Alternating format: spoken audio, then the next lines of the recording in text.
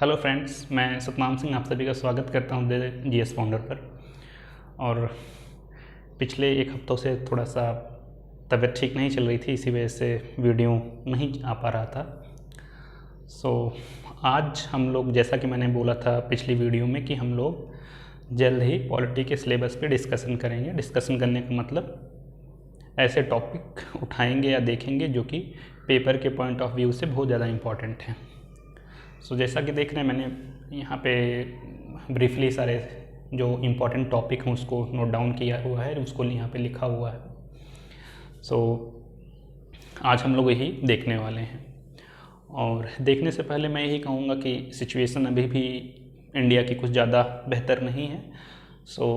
जितना हो सके आप लोग अपने घर में रहें, बाहर ना निकलें, और अगर बाहर निकलते हैं तो सावधानी बरतें थोड़ा सा।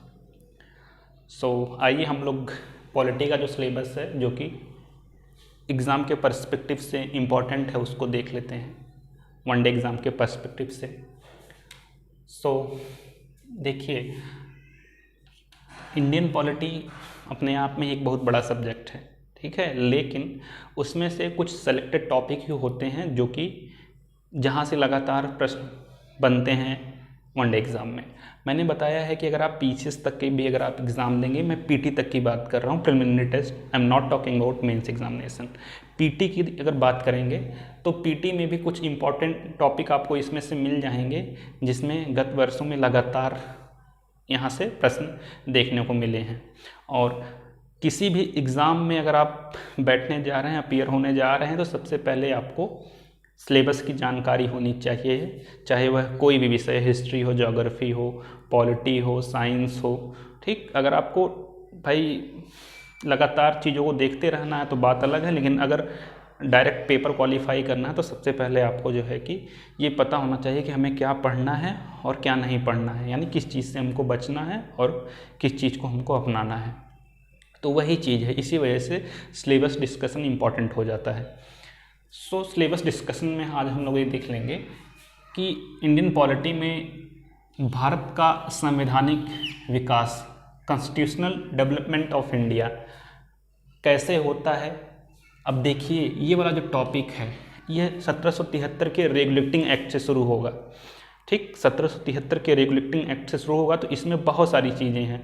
1773 का रेगुलेटिंग एक्ट है, फिर पीट्स इंडिया एक्ट है, 1863 का फिर चार्टर है, ठीक है, 1858 का अधिनियम है, फिर 61 का है। तो इस प्रकार से बहुत सारी चीज़ें हैं। तो उसमें जो इम्पॉर्टेंट जो एक्ट्स हैं उसको हम लोग जो है कि पढ़ेंगे।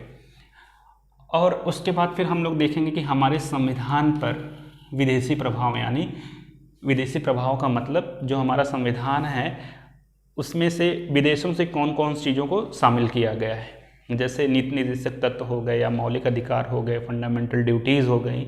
यह जो कॉन्सेप्ट है या जो चीज़ें हैं किस किस कंट्री से कहाँ कहाँ से ली गई हैं, ठीक। तो संविधान पर विदेशी प्रभाव ये हम देखेंगे। उसके बाद हम आ जाएंगे मेन पे, उद्देशिका या प्रस्तावना। अब यहाँ पे कंफ्यूज नहीं होना है, जो कि जैसा कि हम लोग जानते हैं, हम लोगों ने पहले ही पढ़ा है कि हम भारत के लोग जो है भारत को एक संपूर्ण प्रभुत्व संपन्न समाजवादी पंथ निरपेक्ष लोकतांत्रिक गणराज्य बनाने के लिए तथा उसके समस्त नागरिकों को सामाजिक, आर्थिक और राजनैतिक न्याय, विचार, अभिव्यक्ति, विश्वास, धर्म और उपासना की स्वतंत्रता, प्रतिष्ठा और अवसर की समता प्राप्त कराने के लिए तथा उन सब में व्यक्ति की गरिमा और राष्ट्र की एकता और अखंडता सुनिश्चित करने वाली बंधुत्वता बढ़ाने के लिए दृढ़ संकल्प होकर अपनी इस संविधान सभा में जो है एतद द्वारा इस संविधान को अंगीकृत, अधिनियमित और आत्मनिर्भर करते हैं, ठीक। तो ये जो चीज़ है ये जब फर्स्ट टाइम इंट्रोड्यूस की गई थी तब ये उद्देशिका के नाम से जानी गई, लेकिन जब इसको शामिल कर लिया गया तब यह प्रस्तावना या अंग्रेजी में कहें प्रिएम्बल जो है कि इस नाम से जानी गई। तो इस बारे में भी हम लोग जानेंगे कि इसमें जो पंथ निरपेक्ष है, ठीक, लोकतांत्रात्मक गणराज्य जो है, इसके अलावा सामाजिक, आर्थिक, राजनीतिक ये चीज़ें आखिर हैं क्या, इन सारी चीज़ों को हम लोग देखेंगे। तो ये हो गई उद्देशिका। उसके बाद राष्ट्रीय प्रतीक जो हैं, राष्ट्रीय प्रतीक में राष्ट्रीय पशु कौन सा है, ठीक है, राष्ट्रीय वृक्ष कौन सा है, राष्ट्रीय पुष्प कौन सा है, इन सारी चीज़ों को राष्ट्रीय प्रतीक के तौर पे हम लोग देखेंगे। सिलेबस डिस्कशन करने का एक मेन मकसद ये भी होता है कि आप लोगों को ये पता चल जाए कि भाई अगर आप स्वयं से भी पढ़ाई कर रहे हैं तो आप लोगों को ये पता हो कि हमें क्या पढ़ना है क्या नहीं पढ़ना है। मार्केट में बहुत सारी किताबें अवेलेबल हैं, ठीक है, और एक तरह से कह सकते हैं कि मटेरियल का अंबार लगा हुआ है, लेकिन आप सारी चीज़ों को सोचें कि हम कवर कर लेंगे तो वो एक तरह से स्मार्टनेस के साथ स्टडीज़ नहीं होती, वो मूर्खता होती है।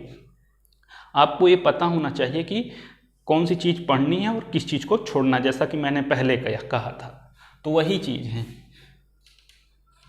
तो राष्ट्रीय प्रतीक, इसके बाद हम लोग आ जाएंगे मूल अधिकार, ठीक है, बहुत ही इंपॉर्टेंट टॉपिक है मूल अधिकार, जो कि हमारे संविधान के अनुच्छेद 12 से लेकर के 35 तक में इसका वर्णन मिलता है, जो कि हम लोग आगे देखेंगे, ठीक। इसके साथ साथ नीति निर्देशक तत्व, जैसा कि मैंने बताया था, अभी मैंने इस पर बात किया था, ये कौन से अनुच्छेद से कौन से अनुच्छेद तक है, 36 से लेकर के 51 तक।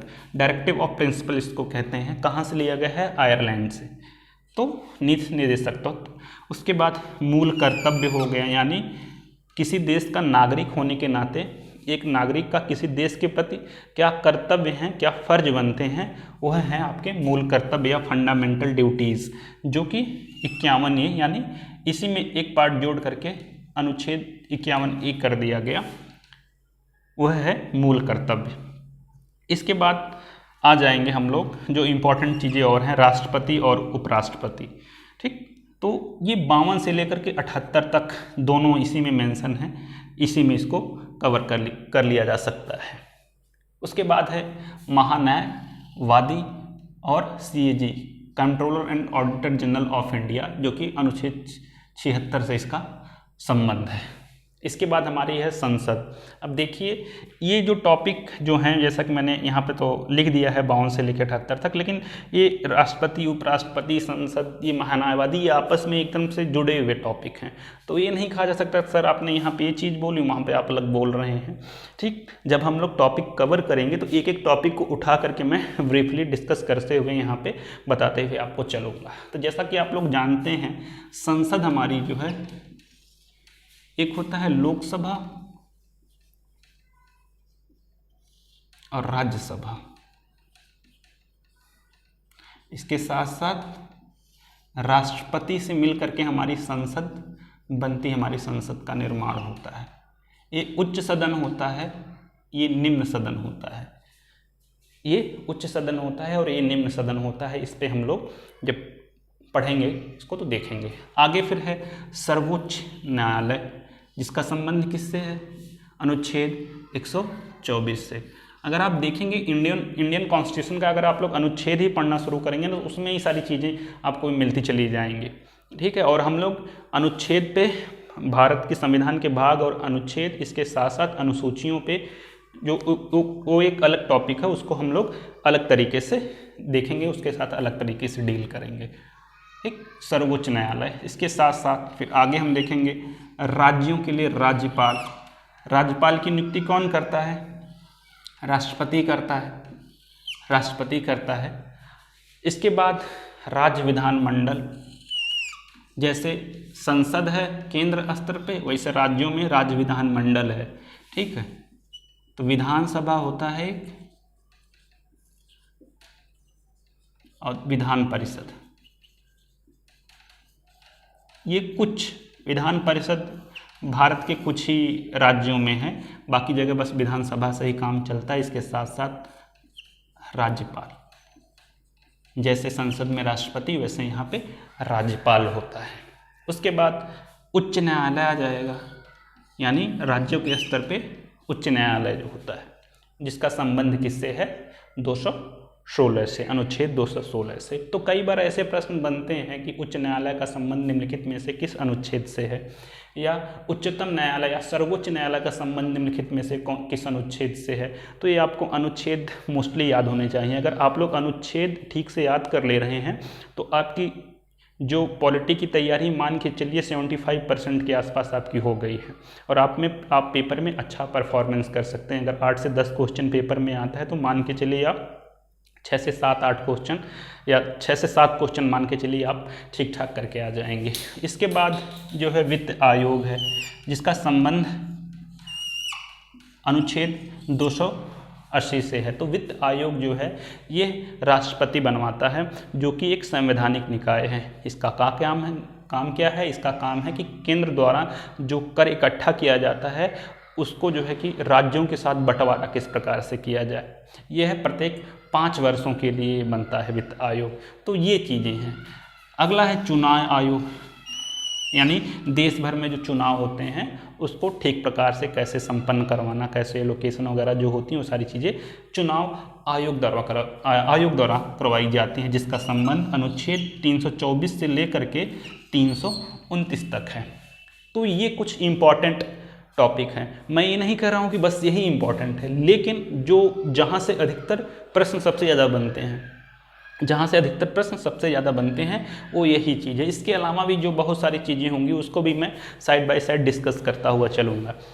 ठीक, साथ में मैंने बताया था कि महत्वपूर्ण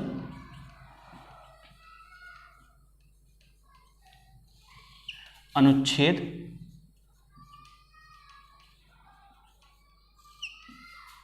और अनुसूचियाँ,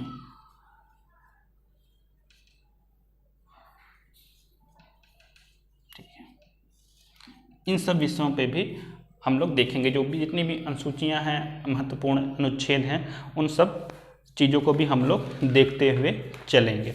तो इस प्रकार से यह कुछ इम्पॉर्टेंट जो है कि टॉपिक हैं इंडियन पॉलिटी के या भारतीय राज्य व्यवस्था के। अगर आप लोग इसका स्क्रीनशॉट लेके रखना चाहते हैं तो स्क्रीनशॉट लेके रख सकते हैं और स्वयं से भी चीज़ों को तैयार कर सकते हैं। और सबसे बड़ा प्रयास यही होता है कि हम लोग चीज़ों को स्वयं करें। बाकी अगर किसी की हेल्प मिल जाती है तो उससे बेहतर क्या हो सकता है। और अगर किताबों की बात करें और किताबों की बात करें तो मार्केट में या बाज़ार में किताबों का, कोचिंग इंस्टीट्यूटों का अंबार लगा हुआ है। सो हम लोगों को वही चीज़ लेनी है या वही चीज़ पकड़नी है जिससे हम लोगों को फ़ायदा हो। ठीक, सर्कलिंग या राउंड हम लोग घूमते ना रह जाएं। सो इम्पॉर्टेंट चीज़ों को हम लोगों को लेना है और फालतू की चीज़ों को छोड़ देना है। तो ये चीज़ें हैं जो कि वनडे एग्ज़ाम के पॉइंट ऑफ व्यू से आपको हेल्प करेंगी। सो आज का यही था सिलेबस डिस्कशन। मेन मकसद मेरा यही था कि आप लोगों को टॉपिक पता होना चाहिए, आप लोगों को टॉपिक से अवगत करवाना। सो आज का मेन जो करिकुलम था यहीं तक था। अब हम लोग साथ में हिस्ट्री, पॉलिटी, साथ में कुछ करंट के टॉपिक भी लेके चलते हुए चलेंगे। सो मिलते हैं नेक्स्ट वीडियो में। तब तक के लिए जय हिंद, जय भारत। और आप लोग जो है कि अपने परिजनों का, अपने जो है नियर एंड डियर लोगों का खास ध्यान रखें और अपना भी खुद ध्यान रखें और खूब जोर शोर से पढ़ाई करें। जय हिंद, जय भारत।